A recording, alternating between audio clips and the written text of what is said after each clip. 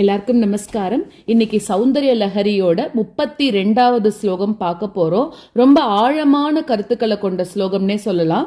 தேவியோட பஞ்சதசி மந்திரம் அப்படிங்கிறது, அதாவது பரமனால இந்த உலகத்துல இருக்கக்கூடிய எல்லாருக்கும் கொடுக்கப்பட்ட அந்த மந்திர வடிவம் தான் பஞ்சதசாட்சரி அப்படின்னு சொல்றோம். ஸோ பஞ்சதசாட்சரி அப்படின்னா என்னது அப்படின்னாக்கா, இதுல 15 அக்ஷரங்களோட இருக்கக்கூடிய இந்த மகா மந்திரம் அப்படின்னு சொல்றோம். நம்ம தேவியோட அந்த ஒரு இதையே நம்ம எப்படி பார்க்கிறோம் அப்படின்னாக்கா, அக்ஷர ரூபமாக மந்திர ரூபமாக இருக்கக்கூடியவள் அப்படின்னு பார்க்கிறோம் இல்லையா. ஸோ இந்த ஸ்ரீவித்யா மந்திரத்துல அம்பாள் எப்படி இருக்கான்னா அக்ஷர ரூபமாவே இருக்கா. இதை ஸ்ரீவித்யா உபாசனை பண்றவா குருமுகமா தெரிஞ்சுண்டு படிக்கணும் அப்படின்னு சொல்றா.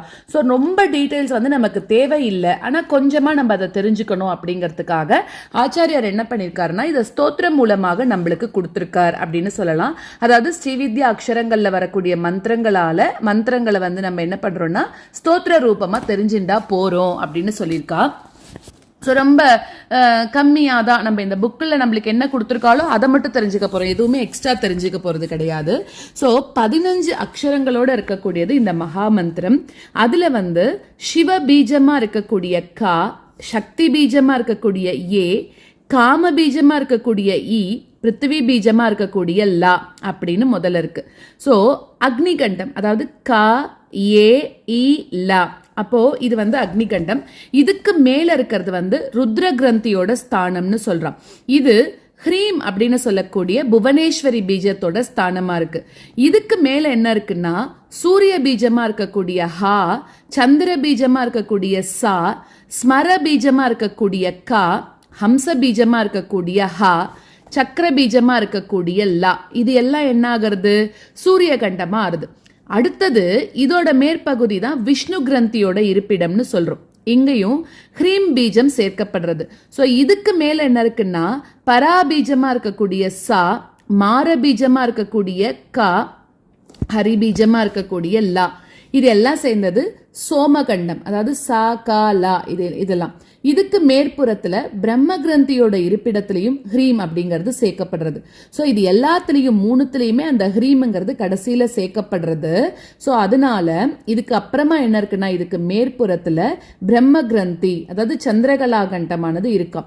இது இவ்வளோ விஷயங்களை நம்ம குரு மூலமாக மட்டும்தான் தெரிஞ்சுக்கணும் அப்படிங்கிறதுனால இதோட டீட்டெயில்ஸ் நம்ம படிக்க போறதுலன்னு முன்னாடியே சொன்னேன் இல்லையா.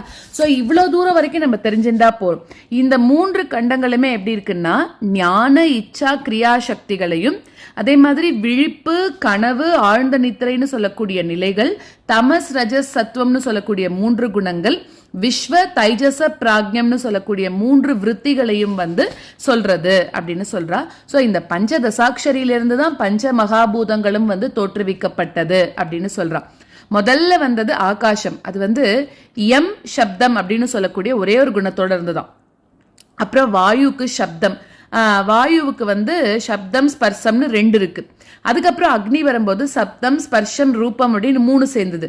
அப்புறம் நீருக்கு சப்தம் ஸ்பர்ஷம் ரூபம் ரசம்னு வந்துதான். அப்புறம் பிருத்திவிக்கு சப்தம் ஸ்பர்ஷம் ரூபம் ரசம் கந்தம். ஸோ இப்படியாக 1 2 3 4 5 அப்படின்னு ஒன்னொன்னா 15 வந்தது. ஸோ இப்படி 15 குணங்கள் 15 அக்ஷரங்கள்ல இருந்து தோன்றினது தான் அப்படின்னு சொல்றா. ஸோ இதுக்கு இந்த அளவுக்கு நம்ம தெரிஞ்சுட்டா போறோம். இதுக்கு மேல விவரணம் நம்ம ஒரு ஸ்ரீவித்யா இது எடுத்துட்டு அதுக்குன்னு ஒரு குரு இருந்தா அது மூலமா தான் நம்ம தெரிஞ்சுக்கணும். ஸோ இதுக்கு இணையா இருக்கக்கூடிய லலிதா சகஸ்ரநாமாக்கள் ஸ்ரீமத் வாக்பவ கூட்டைக ஸ்வரூப முக பங்கஜா, அப்புறம் சக்தி கூட்டைக தாப்பன்ன கட்டியதோ பாகதாரிணி, மூல மந்திராத்மிகா, மூல கூட்டத்ரய கலேபரா, ஸ்ரீ ஷோடசாட்சரி வித்யா, இது மாதிரி எல்லாம் இருக்கு. ஸோ இதுக்கு நம்மளுக்கு வியாபாரம் பெருகணும் அந்த மாதிரி எல்லாம் இருந்தது அப்படின்னாக்கா, எல்லாரையும் வசியம் பண்ணணும் அப்படின்னா இருந்ததுன்னா இந்த ஸ்லோகத்தை பாராயணம் பண்ணலாம். இதுக்கு நிவேதனம் சர்க்கரை பொங்கல், தயிர் சாதம், உளுந்து வடை.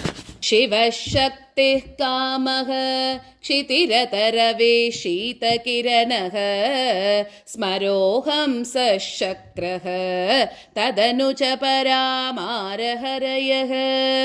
अमीहृल्लेखाभिः तिसृभिरवसानेषु घटिताः भजन्ते वर्णास्ते तव जननि नामावयवताम् शिवः शक्तिः कामः क्षितिरतरवेशीतकिरणः स्मरोऽहं सः शक्रः तदनु च परामारहरयः अमीहृल्लेखाभिः तिसृभिरवसानेषु घटिताः भजन्ते वर्णास्ते तव जननि नामावयवताम्